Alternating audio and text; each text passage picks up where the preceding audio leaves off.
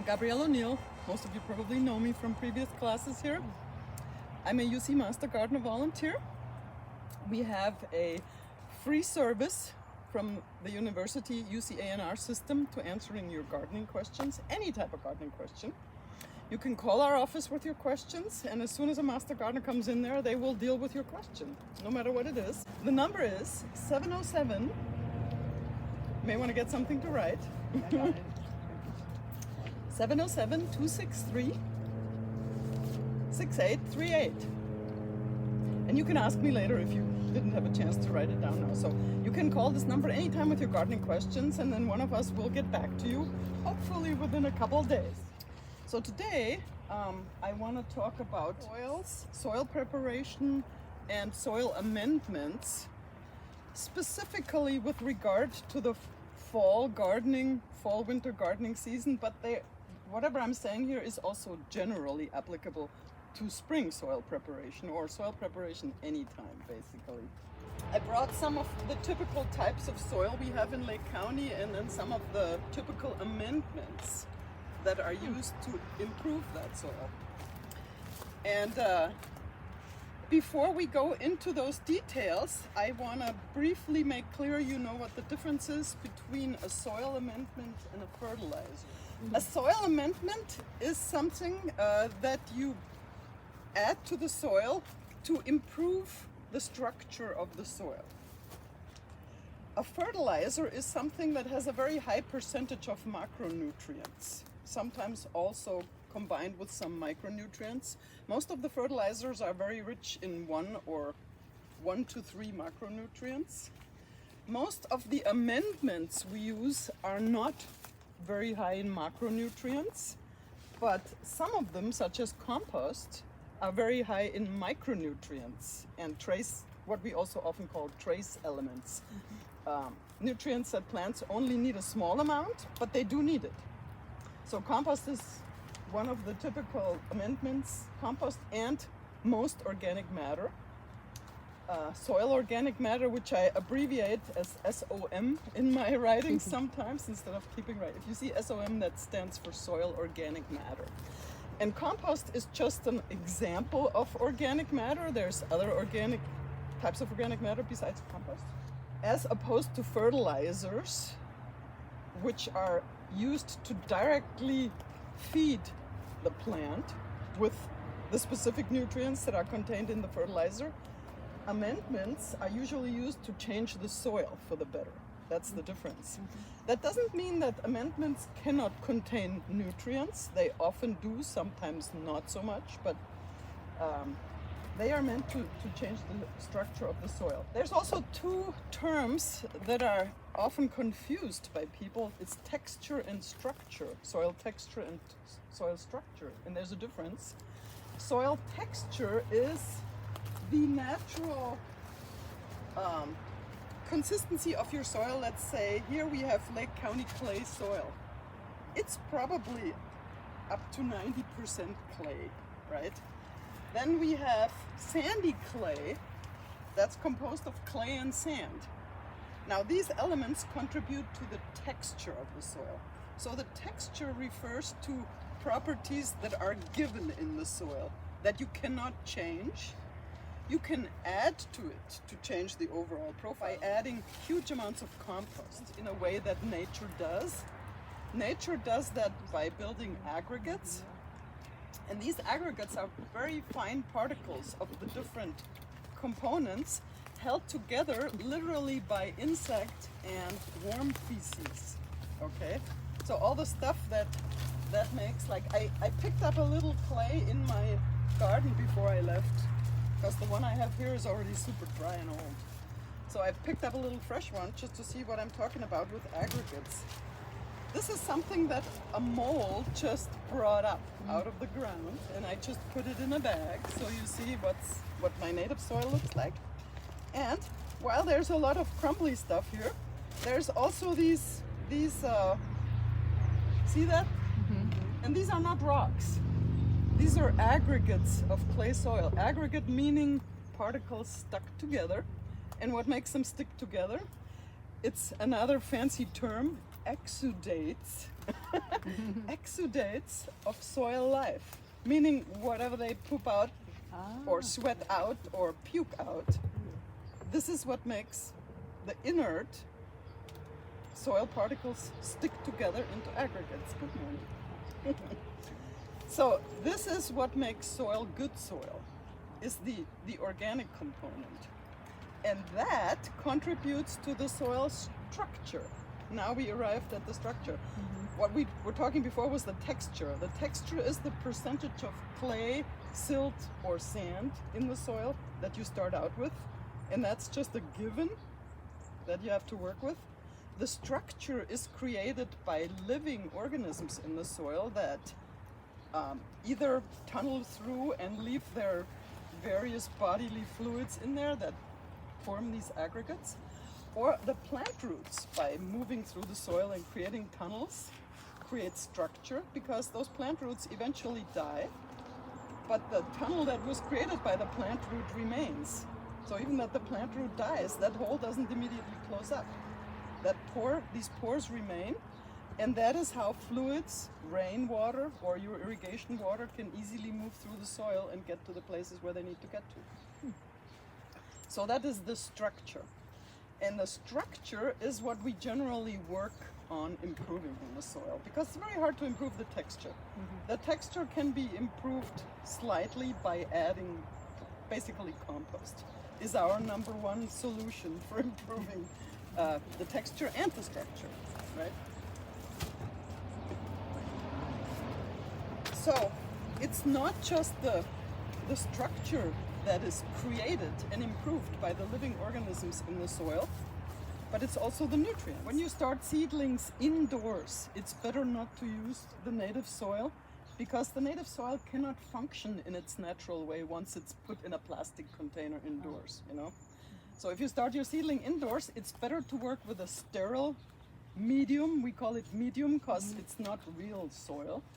It's just usually disinfected compost or some bark, organic bark material, and it's usually mixed with perlite to create air spaces and water spaces.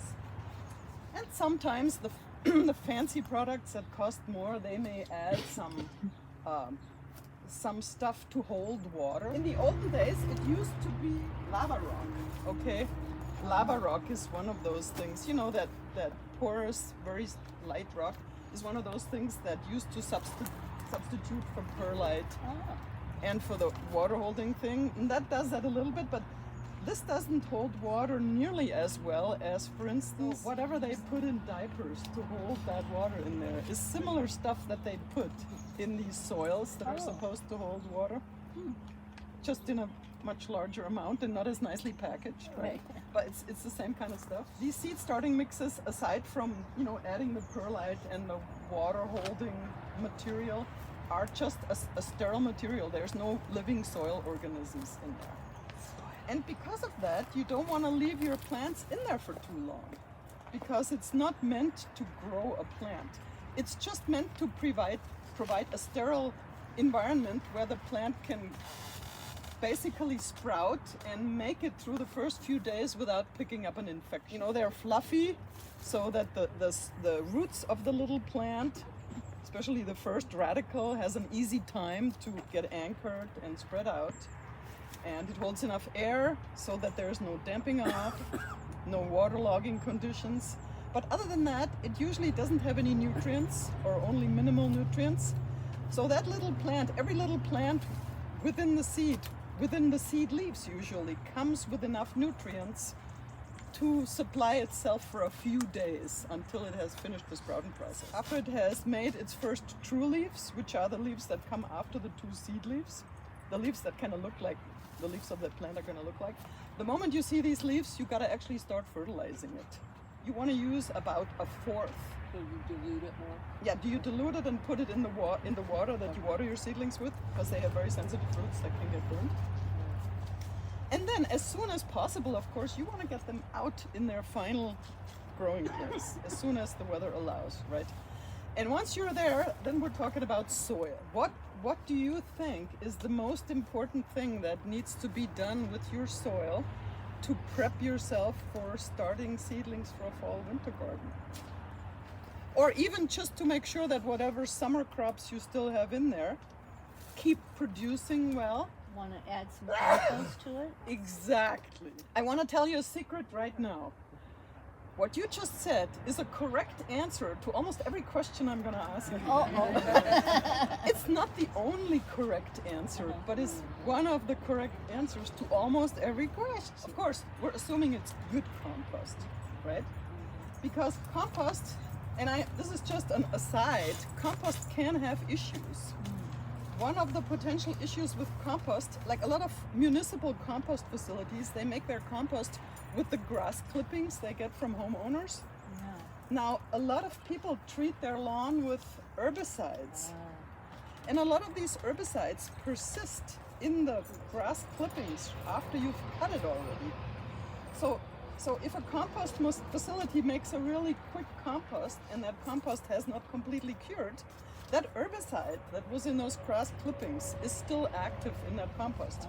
And this has been found out because people have killed their entire garden by buying compost from a facility like that they thought was good and sprinkled it under their plants and basically killed their entire garden with it. So when you get compost, get it from a facility that can guarantee you that there is no herbicide residue in there. That would be the most important thing. Most compost facilities cannot tell you the nutrient content of your compost because they make it from whatever they get in the green bin, you know? So during some times of the year, that's ground up Christmas trees and maybe some fence posts. And then during some times of the year, it's mostly grass clippings from people's lawns. So depending on when you get it, it has really varying nutrient content. There's only one compost facility in the area that I know of that can give you a guaranteed breakdown of the nutrient content in there. And it's not an advertisement for them, but I'm saying if you want to know exactly what's in your compost, Cold Creek Compost will give you a sheet with an exact, which is what's used in this garden. We'll give you a breakdown of exactly what kind of nutrients. Peters has it? Our Big Peters has it, and there may be other places who have it, but that's usually where I end up getting it.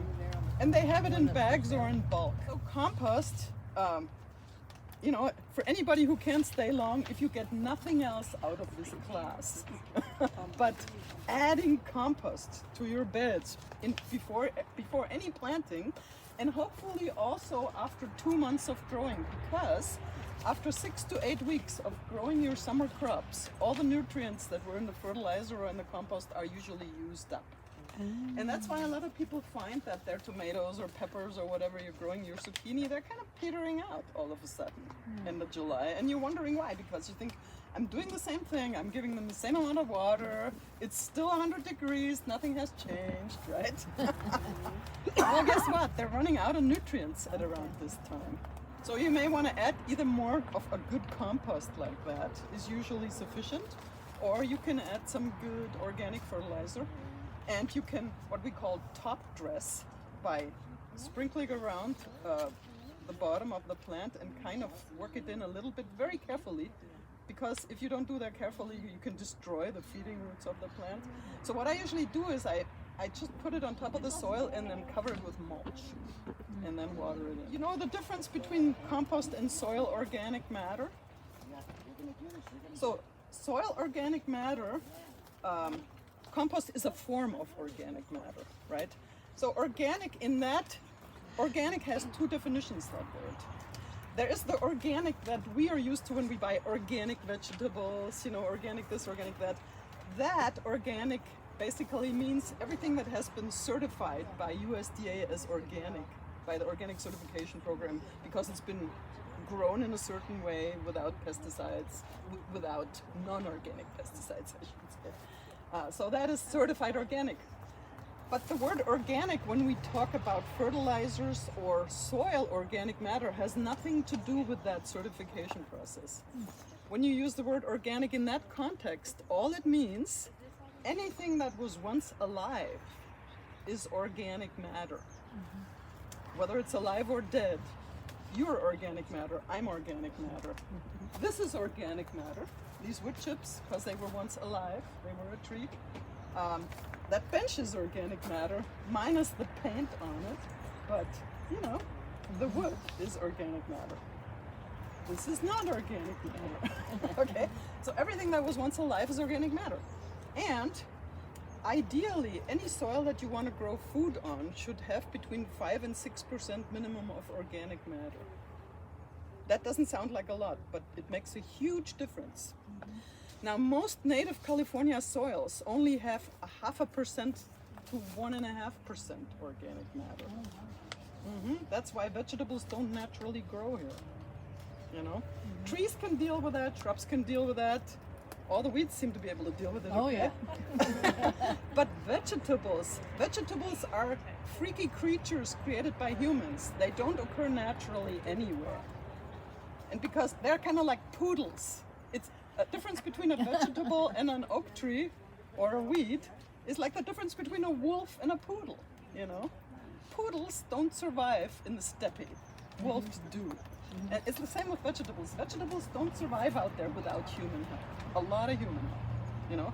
And in some climates, like Lake County climates, they need more human help than in Napa, for instance, you know? Because it's just much harsher. You can make any vegetable to have optimal nutritional value by feeding it the right nutrients, growing it in optimal soil. So it's not so much the genetics that determine, it's not the genetics that determine whether it has nutritional value or not. It's the way you grow it that determines whether it has nutritional value or not, you know?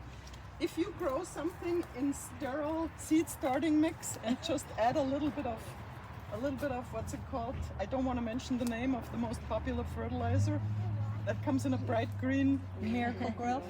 I think it was something like that. So if you grow a vegetable in a pot with sterile soil and add a little Miracle Grow, you can grow a vegetable like that, but it will not have optimum nutritional value. Because guess what? I'm glad you brought this up.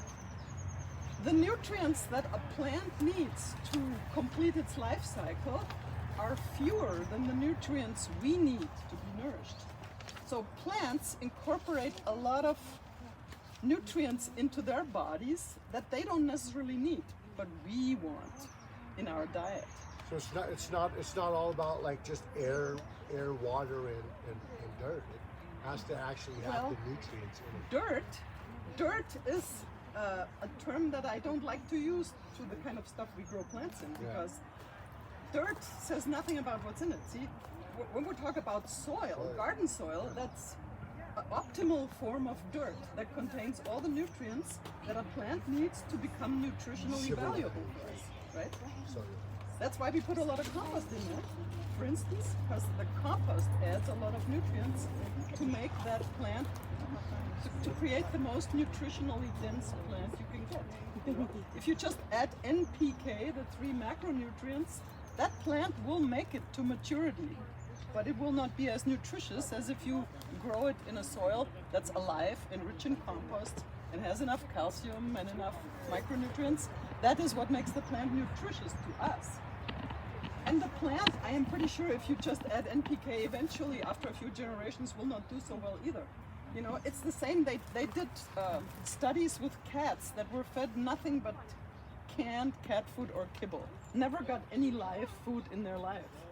I think it was after 3 generations or so that they started getting degenerative diseases.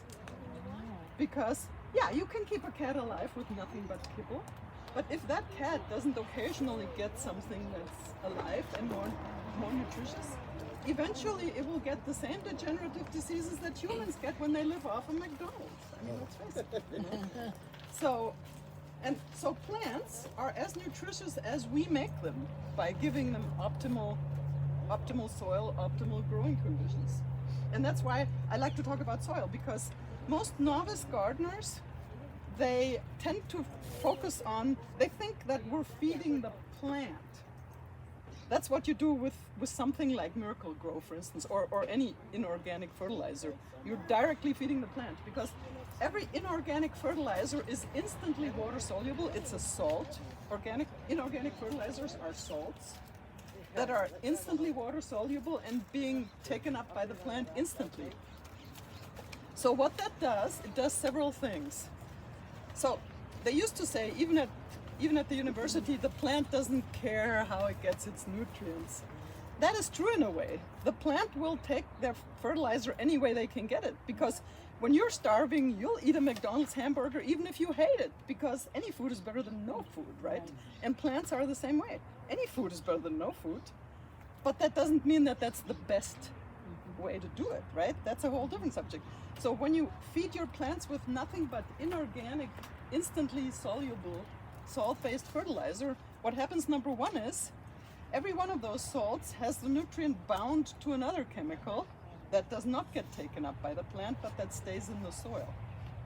So over the years, if you keep adding these fertilizers, you know, like let's say ammonium sulfate, the nitrate part of the ammonia that fertilizer is the ammonium. That's the nitrate that the plant wants.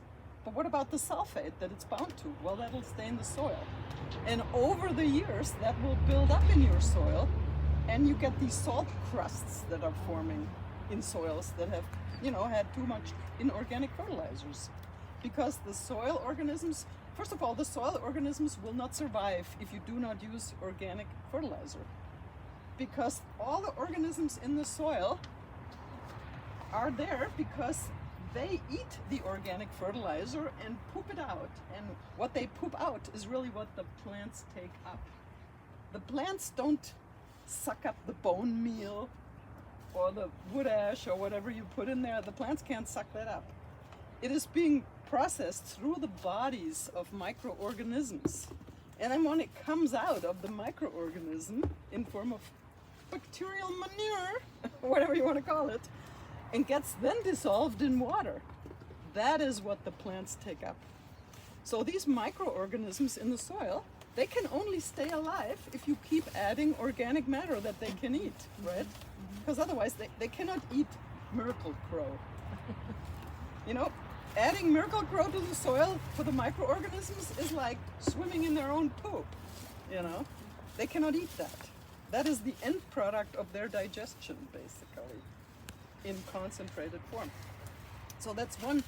So all the microorganisms in your soil will slowly die if you don't use organic fertilizer. And that's not a good thing, because then when they all die and you stop your synthetic fertilizer, the plants will have zero to eat. See, because if you have a soil that's full of microorganisms, even if you don't fertilize with an organic fertilizer for a while, the plants will still be able to take up nutrients because these microorganisms in there still keep eating the organic matter in the soil, and what comes out of their back end will still help nourish the plants. And even when they run out of food completely, they will die and their own bodies will become fertilizer for the plants. So your plants will eat longer without having to add anything to the soil than if you use synthetic fertilizer. You have to keep adding it. It's like an IV drip. Raising your plants on inorganic fertilizer is like an IV drip. You have to keep it going all the time, otherwise they'll drop dead, you know? What was called the Green Revolution 50 years back was that people figured out how to make synthetic fertilizer. And they thought, wowee, we don't have to collect animal poop anymore. We can just make this stuff out of petroleum. It's nice and clean, and you just sprinkle it on there. It's a clean operation, and the plants seem to be doing fine. And so we can do this forever, right? That was called the Green Revolution back then. There was nothing green about it, you know? Other than that they found they could all of a sudden produce more food because of the cheap oil at the time. You could very cheaply produce a lot of inorganic fertilizer and quickly grow a lot of food. Because in the olden days you had only had the animal manure and the compost to feed your soil, and there was only so much to go around, you know? So you could only grow so much. Now all of a sudden they had petroleum coming out of the oil out of the soil like crazy, and they were making all this nitrogen fertilizer out of it, and they were mining phosphate in a couple areas around the world, which were, by the way, running out of now. The phosphate mines in the world are running out of phosphate, so pretty soon we're not going to have that fertilizer anymore either. So what was called the Green Revolution was all but green, right? And because this has been practiced for at least 50 years or longer, most farmers used nothing but these macronutrients that they got in their inorganic fertilizer. And so the soil microbes, all the soil organisms died after a while. That was one thing. Then there's salt buildup from the component of the fertilizer that does not get used by the plant. And then because the microorganism dies, and because those farmers also have not practiced other good farming practices such as cover cropping, keeping the roots in the soil, etc., the soil was in the winter, washed out by the water, blown away by the wind. All the good stuff left was either ended up in the ocean or was blown away by the wind, The microorganisms died. So yeah, the plants still look fine that grow in there, because the plants, in order for a corn cob to grow, it doesn't need all the nutrients that we need when we eat it. That is the difference. The corn is going to grow fine with NPK, but we can't live off of a corn that has gotten just that, or at least not for very long. I mean, look at the diseases that people have nowadays because they're not getting the right minerals. I mean, mineral deficiencies, even really common minerals. Almost every American is deficient in magnesium, just as an example. This is not a conspiracy. You can read the medical texts, and find out that common minerals that nobody used to think about now, people aren't getting from their food anymore. Number one, because of the depleted soils. Number two, because if you eat nothing but white bread and white rice and refined this and refined that, if all your food you eat is refined, well, it doesn't contain the parts of the plant anymore where all these minerals were. It only contains the parts of the plant that contain the starch and the fat and the protein, So it's a real parallel thing. What's going on with the plants, only getting the macronutrients, NPK. It's like people. All they're getting is fat, sugar, and protein. Well, that's not enough to be healthy. You need all the micronutrients, the trace elements, the phytonutrients, the things. There's things we need that researchers haven't even figured out yet. Let's face it, yeah. So if you buy organic vegetables at the store, is that one way to know that you're getting Well, some organic of has those? not necessarily anything to do with it, because unfortunately, at least in this country, the definition of organic is not defined by what you put in your soil here. Organic is defined by what you're not using. Okay? So if you're not using any chemicals and haven't used any chemicals in the soil for 5 years, you can be organic. Even if you're not using any fertilizer or any compost and the soil is completely depleted. So organic just means chemical free. It does not mean nutrient rich. And that was one of the main problems. I remember in Germany in the 1970s, the first health food stores. The vegetables they sold in the first health food stores that I went to when I was a teenager and in my 20s, they looked pathetic.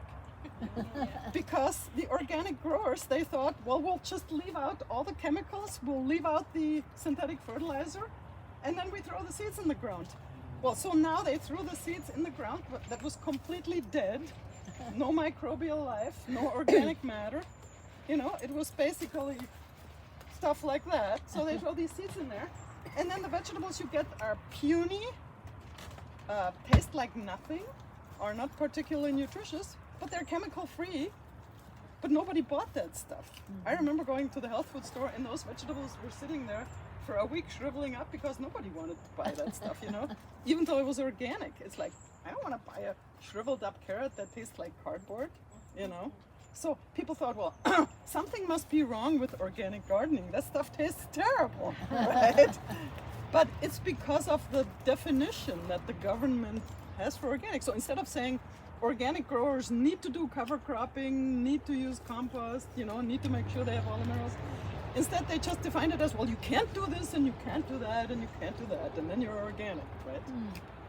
So I would rather buy a non-organic carrot from a farmer that I know has good farming practices, even if he's not certified organic, a nutrient-rich, good-looking carrot, than from a farmer who's only organic because he can't afford the sprays. I know plenty of farmers who are only organic because they can't afford the chemical sprays.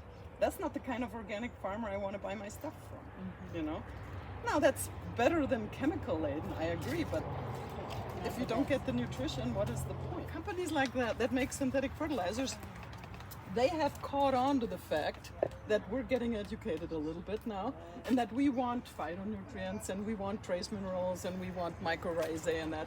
So they're selling their synthetic fertilizer and it says mycorrhizae added, or micronutrients added. It's just like selling you the milk that's from cows that are standing in their own poop on Highway 5, and they add a little bit of synthetic vitamin D to the milk, and they think that makes it a good milk. An organic bag of soil, does it necessarily have all the nutrients? Or No. is it just No. chemical-free? Like I said, it's the You same have with to compost. really read the label and see. It's exactly, you Yeah. got to read the You can't label. And assume. most compost suppliers or soil suppliers, they don't give you a breakdown of what's in it. Very few actually give you a breakdown of what's in it, I make my own compost, which I found always works 10 times better than anything I buy, but I cannot make enough. I can never make as much compost as I need. So I always have to buy some additional. So I buy the best I can get and make as much as I can, right? So if you get compost for free from somebody that doesn't say what's in it, then make at least sure that there is no herbicide residue in it. That's the least you can do. Make sure you don't have herbicide residue, because then you're doing more harm than good, right? Or if you get manure from, like, there's all kinds of places, because there's so many horses in Lake County. There's so many horse stables that give away free horse manure for your garden, right? The first thing I don't like about it is the horse manure is full of weed seeds, because horses have a very inefficient digestive system. They cannot digest seeds. So the seeds come out the behind unchanged and very viable.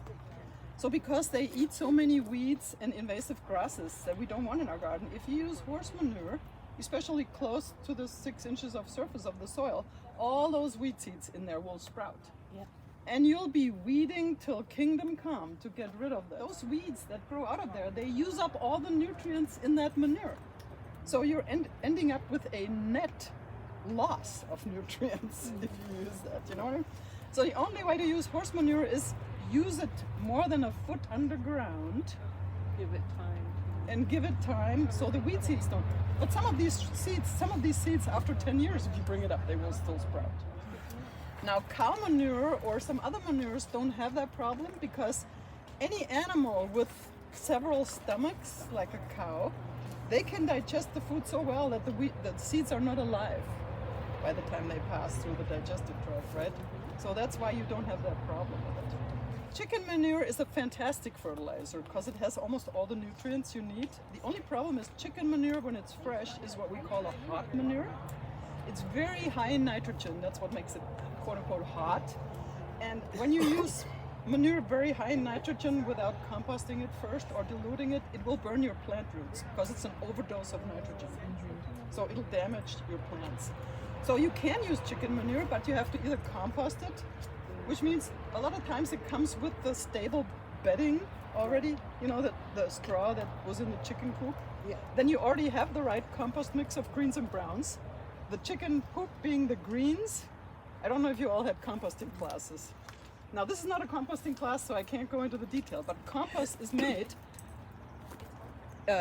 of greens and browns equal amounts by volume. And greens are all the nitrogen-rich refuse. Browns are all the dry, carbon-rich refuse. Had nothing to do with the color, right? So fresh animal poop is a green because it's nitrogen-rich, even though it looks brown. So if you use greens and browns, 50-50, that makes great compost. And then you can use it as a fertilizer after it's been composted for a couple months, right? Or if you don't have time for that, you can use it fresh, but you have to make a tea out of it. Not a tea anybody can drink, but a tea for your plants. You want to dilute Huh? it in water. Yeah. Call it chicken soup. Chicken soup, yeah, exactly. So you basically want to dilute the nitrogen, okay? That's if you want to use it really fresh. Now, I don't recommend using it really fresh for anything you grow that's like leafy greens that's going to be harvested soon, because there are pathogens in fresh chicken food, Yeah. So you don't want to put that on your lettuce, not even in diluted form, In because the that's soil, something you're not going to... actually on. Yeah, you want to put it on the soil. I mean, if it's a berry shrub or a fruit tree, doesn't matter. Even a tomato plant wouldn't matter unless the tomatoes are hanging into the soil. But You know, you don't want it to come in contact with the food you're going to harvest soon. Rabbit manure is fantastic. Rabbit manure is one of the only two manures that you don't have to compost. You can apply it right away. It doesn't burn the roots or anything. Rabbit manure and was it llama or alpaca manure? I can't remember, or both of those. Deer? Either llama or alpaca manure you can apply without actually composting it first. Is that because they have more stomachs, or is it just It's just the way they digest? they pull more of the protein, nitrogen out of it. So there's not this overdose of nitrogen in it that can burn your plants when you apply it. So they have a more efficient digestive system. Good compost cannot be more than 15 degrees warmer than your soil. Okay? If it's warmer than that, it means it's not finished decomposing yet. The fertilizer? Compost. Oh, the compost. Compost. Because that's how, when compost decomposes, it really heats up pretty high to like 140 degrees and more, depending on also the outside temperature. This means that it's in the middle of its decomposition process when it's really hot. It's not finished decomposing, and you don't want to apply it at that stage. It's at a stage where it's still too high in nitrogen, will burn your plant roots. Okay? So How do you cool it down? just wait. You just leave it sitting there until it cools down by itself. And would you have those little thermometer things? That You can put a thermometer. There's compost thermometers that you can stick in. Yeah. And you want the compost to be not much hotter than the soil you're going to. All enzymes get destroyed at 118 degrees Fahrenheit. And the enzyme is the living part of the protein. So when you put that hot compost in your soil, that's like 140 degrees maybe, not finished, you're killing all the microorganisms in the soil with that hot compost. Do you understand? No wonder why my stuff don't grow. Yeah. So you don't want to do that.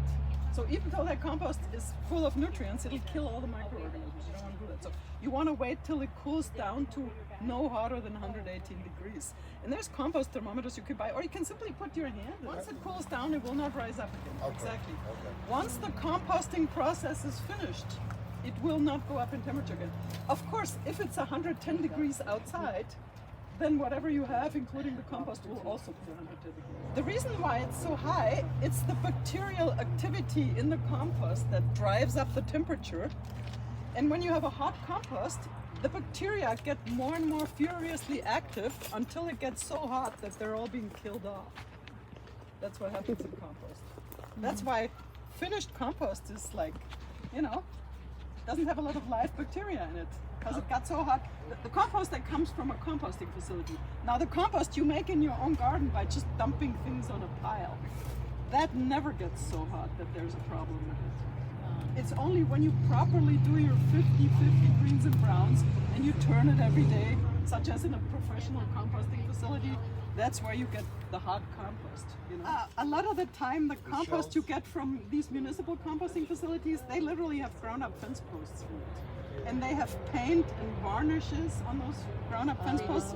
So you're breathing in the outgassing, the volatile oils of old paint, old varnish and whatnot. So that could get you sick. So that often happens with the cheaper compost, okay? So they don't use that at a facility like Cold Creek. They don't use stuff like that. But if you buy it, like for instance, from the municipal South Lake Refuse Facility, you can find stuff like that in it, Yeah, I was thinking maybe the beach. So I would not use that type of compost on my vegetables. You can use it under ornamental shrubs and stuff, it's fine. But I wouldn't use it on my lettuce or, things that I'm going to eat soon. Because there can be paint residue, things like that in it. And that can make you really sick if you breathe it in. Because the compost heats up to such a temperature that these things will turn into gas, And you breathe that in, and it's not good stuff. So have to be careful. So how to prepare the soil for your next planting? Soil preparation is the same topic whether you grow something afterwards or not. But what I like about what you said is, so even though you don't grow a fall crop, you don't leave the bed bare. That is the most important thing, okay? The very most important thing about soil health is to never leave the soil bare. That's completely unnatural. In nature, good soil is never bare. And the reason why we have weeds is because soil doesn't want to be bare. Nature wants to cover the soil. So if we don't plant something, weeds will grow. Because soil needs to be covered. And nature knows that soil needs to be covered, so it grows weeds. Anything is better than nothing, right? So if you don't want weeds, you need to cover the soil. I can't tell you how many school gardens we've seen, right? Where we come in the spring and they haven't used it since summer break or whatever. And it looks pathetic and sad. There's a bunch of raised beds, beautiful raised beds like here. There's completely dried out, powder dry soil in there.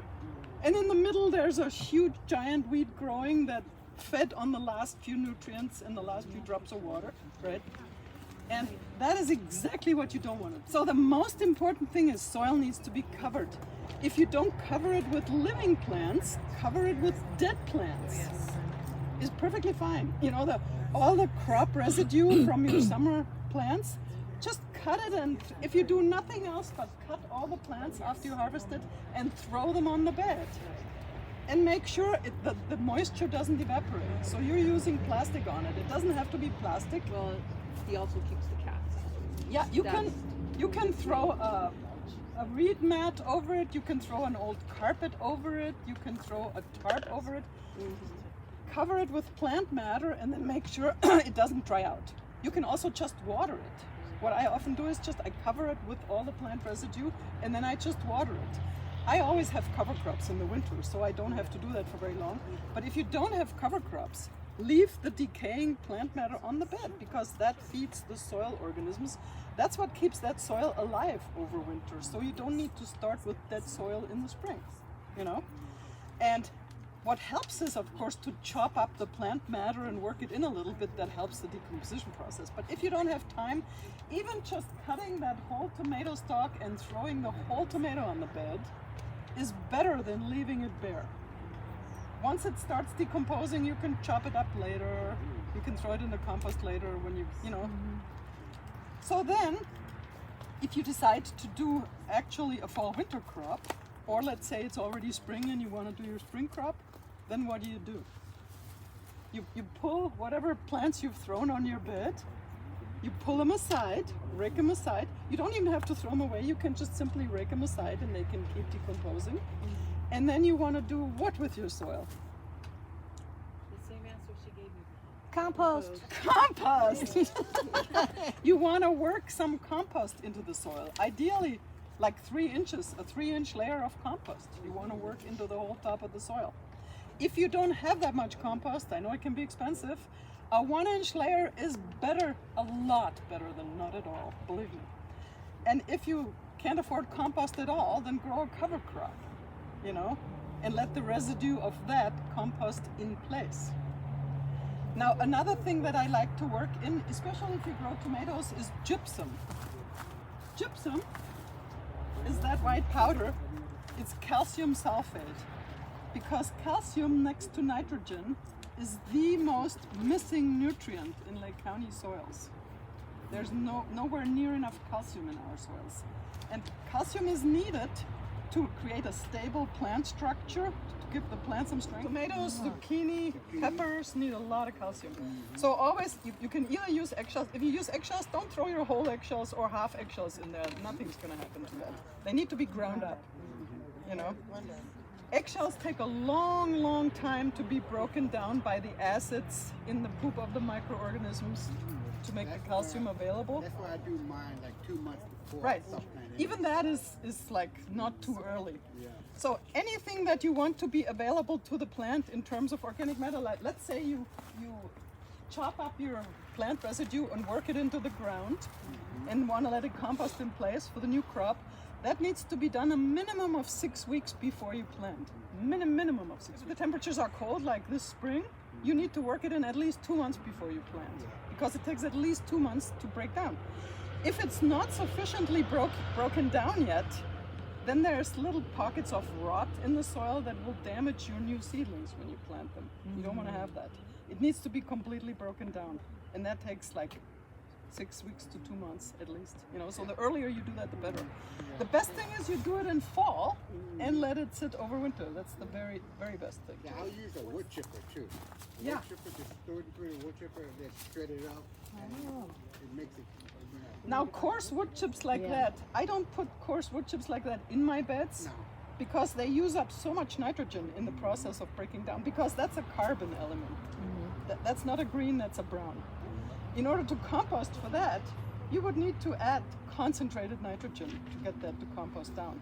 So it's not something I put in my beds, I put it around my beds as a mulch. And it breaks down very slowly. And in the area, you don't have to worry about it taking nitrogen away from anything. So don't use that in your bed. So in your bed, you can use compost. You can use any shredded up wheat that haven't made seed yet. In the spring when I weed early before my weeds make seed. I shred up all my weeds and throw them into the beds and work them in. It's excellent organic matter. Weeds are fertilizer. The only problem about weeds is either the seeds, so you have to make sure they haven't made seeds yet, or a lot of weeds spread by rhizomes, right? Like, you know, quack grass and things like that. You don't want to use any weed that you know spreads underground, you know, such as sorrel, wood sorrel, things like that. Some weeds, if you only add a root fragment, it will make a whole plant out of every little root fragment. So know your weeds, so you know which ones you can use. But most weeds, and especially grassy weeds before they bloom, make excellent mulch. Another thing I want to briefly talk about is not strictly soil related, but is water. For fall gardening or preparing a bed, the difficult thing about starting a fall garden is the fact that you're not starting out with field capacity with your water. Do you know what field capacity means? It's just a term used for, imagine after our really rainy spring we had, right? So in about mid-April this year, the soil was so saturated with water it could not take up anymore. That's what we call field capacity. The water has reached field capacity. The soil cannot hold on to any more water. So this is an ideal time to start out planting something, when your soil is at field capacity with the water. Because then all you have to do when you irrigate is, you know, replace the little bit that has evaporated from the top couple inches. And so you know that the soil is saturated. So when the top starts looking dry, you add an inch of water, and you know there's still water underground, you just need to add an inch on top. However, by this time of the year, sometimes, if you haven't had a really good irrigation system, your soil is dry. Like that bed is completely dry, and sometimes only the upper 2 inches are moist. If you dig in there, you will find that the upper 2 inches look moist, but the whole rest of the bed is completely dry. So you're starting out your fall planting not at field capacity. You're starting your fall planting out with only a little bit of water on top. And you think, oh, it looks wet.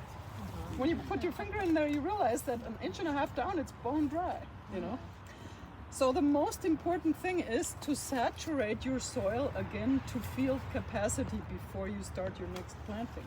Because otherwise you will never catch up with the irrigation. You will always just sort of be putting out a fire instead of really, you know, deeply irrigated.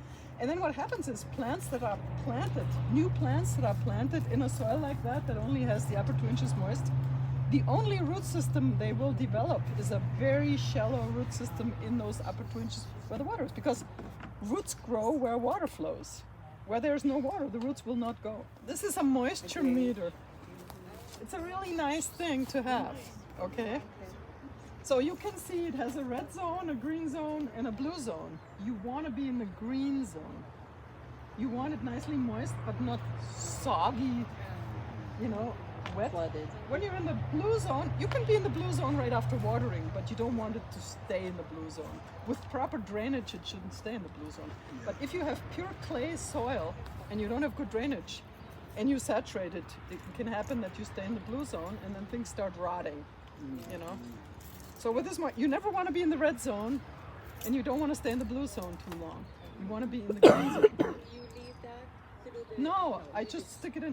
Normally I stick my finger and I don't take that with me, but when I'm in somebody else's garden, just to be fancy, I may use that, you know. And and then you can see. Just because the soil looks a bit darkish on top does not mean anything. Stick your finger in or use a moisture meter, right? Does anybody have any pressing questions? I do. You Yeah. were talking about a cover crop.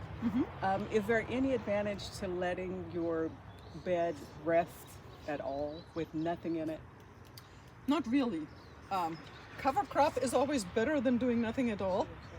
But letting your bed rest is perfectly fine too, as long as you cover it up with, like, even dead plant matter. You know what I mean? You don't need to cover the soil necessarily with a living cover crop, but you need to cover it with something that keeps the bacteria and the microorganisms alive in the soil. So number one, it needs to stay moist. You cannot let it totally dry out. And number two, in our area, I cannot leave it exposed because it's 110 degrees where I live. So that'll kill off any microorganisms in the first 3 inches if I don't do something, put something on top. So if you can just put your dead tomato vines on top and then maybe put a tarp over that, is perfectly fine. Hay or straw on top. Or you can put straw on top. Don't use like straw that has weed seeds in it, is what I recommend. So many people import nasty things into their soil by using contaminated straw. You know, it happens all the time. So if you can get rice straw, it's a great idea, but it's hard to find. Rice straw is weed seed free. It's just kind of hard to find. Or you have a supplier where you know it's clean. Yeah. When we have raised beds like this, do we need to rotate crops also? It's a very good idea. Now, the reason we rotate crops is number one, to prevent disease buildup of fungal and viral diseases. I know a lot of people, including myself, don't have enough beds to rotate everything I have. Because to prevent viral diseases, you need a 7-year rotation. Virus stays alive in the ground for 7 years. Fungal disease is 3 years, but viral disease is 7 years. So I haven't had any viral diseases in my plants for a long time, so I don't need a 7-year rotation. So I try to do a 3-year rotation, and I can barely get a 3-year rotation in. Sometimes I grow things in the same bed if I know I have not had any disease in that crop. I risk growing it in the same bed again. The other reason that's sometimes brought up, which is really a minor thing, is not totally valid because it can be mitigated, is that you say, well, if you keep growing the same crop in the same bed, you're taking the same micronutrients out of the bed because certain crops, need certain nutrients. And if you grow the same plant in there, it always takes the same micronutrients out of the bed, meaning completely depleting that soil of certain micronutrients. If you're buying good compost, that is not an issue. You can forget about that. The real issue is buildup of diseases, and not just diseases, but pests. I have grown carrots in one bed where I had these carrot root maggots, wire worms that ate the carrots, and they stayed alive in that bed for 4 or more years after the carrots were gone. They didn't affect any of the other crops, but as soon as I planted carrots in there again, they went right for it. So it's not just diseases, it's also some pests that tend to build up in certain beds, Like if you had an infestation of something in a certain bed, it's good to put a total different crop in. And with total different crop, we mean a crop from a different plant family. Because the crops in the same family usually have the same pest problems. Like, tomatoes and peppers are in the same family, they get the same problems. What plants would you plant in the fall? So I usually plant a lot of greens all throughout the fall. Kale, various mustard greens. I plant cabbage. Right now, any head-forming crop needs to be started now in order to have time to form a head. I have a fall gardening class next month. It should have been in July because a lot of things need to be started now. But since very few people here do fall gardening, I figured we can still talk about the things that you can start then. But the fact of the matter is all my winter crops that need to form a head, such as cabbage, broccoli, cauliflower, anything that has more than just leafy greens needs to be started now from seed. So that by beginning of September, you have a good sized seedling. Because you can guesstimate that by Thanksgiving, it's too cold to really grow much. So you want to have your harvest in by Thanksgiving, provided you choose a short season variety. Okay? Remember what a short season variety is? When you have a seed packet, and it always says the amount of days it takes from seed to. Now, for fall season crops, you have to add 2 weeks to that. In the spring, because the days get longer, those days on the package are correct. If you grow it as a fall crop, you have to add 2 weeks to it because the days are getting progressively shorter. So it takes 2 weeks longer to actually reach that stage. So then when it says on the package 60 days, it's actually 74 days in fall. So pick the shortest season variety you can find of any vegetable, and you have a good chance to get the harvest in by Thanksgiving. Winter squash gets started no later than June. Oh, okay, June. Okay. And then it'll grow partially in. It just means you can harvest it until like end of November. Oh, You know? that's why it's called winter. So that's why it's called winter squash. I want to tell you a funny story. I once had a whole bunch of leftover pumpkin seeds from like 7 years ago, and I thought, oh, the germination rate is probably minimal, you know. There's going to be like a 5% germination rate. I couldn't get myself to throw them in the compost. I thought, I'm going to throw them on my bed. This was February, mid-February. I'm going to throw them on my bed because I didn't have a winter crop. I just had some, residue on the bed. I thought, I'm going to throw them mid-February as a cover crop. I thought, as soon as it warms up a little bit, we always have some warm days in January, February. Those might sprout and at least provide some root matter, some organic matter for the bed. They're going to freeze in March, but that's fine. At least, then I have some living roots in the bed, right? Guess what? Those 7-year-old pumpkin seeds, almost every single one sprouted. And that year we had no frost. Oh. Every one of those pumpkins, and there was this was a 4-foot by 8-foot bed. There was I want to say 50 pumpkins sprouting in there. Very early in the Very early in the year, and every one of them survived. I ended up having to thin. I couldn't get myself to pull it out because it was such a miracle. I didn't want to interrupt the miracle. So I thought, well, let's just see how long they keep going, right? But then it became so crowded, that bed, because there was 50, you can only have maximal 8 pumpkins in there, and there was 50 seeds sprouting. So I just thinned it out and kept the healthiest looking ones going. And you know what? By beginning of July, I had mature pumpkins that size from those seeds that were sown in mid-February. Now, we never recommend that to anybody. That's usually a sure failure. But in that particular year, where I live, there's anyway very little frost in the winter. And that year, there was no frost. And so it was one of those miracles that you can get away with. If I would have used it as a cover crop, I would have really had to kill them in end of March and turn them under. And I didn't have the heart to do it because I saw a miracle unfolding and I didn't have the heart to just interrupt it, There was not enough nutrients in that bed because they were supposed to be the nutrients, or at least part of it. So I had to liquid fertilize with compost tea all the time to keep them going, which was a pain in the behind. But they made it to maturity, So this is something not to do. I will not do it again. Don't forget, we have a number that you can call. Anything that I haven't said is probably in your handout. And if it's not, call us. We're available for consultation. So. Thanks for coming. Thank you. Yeah. It was fun. Thank you. You all have great questions that remind me to, say things I would otherwise forget. Yeah.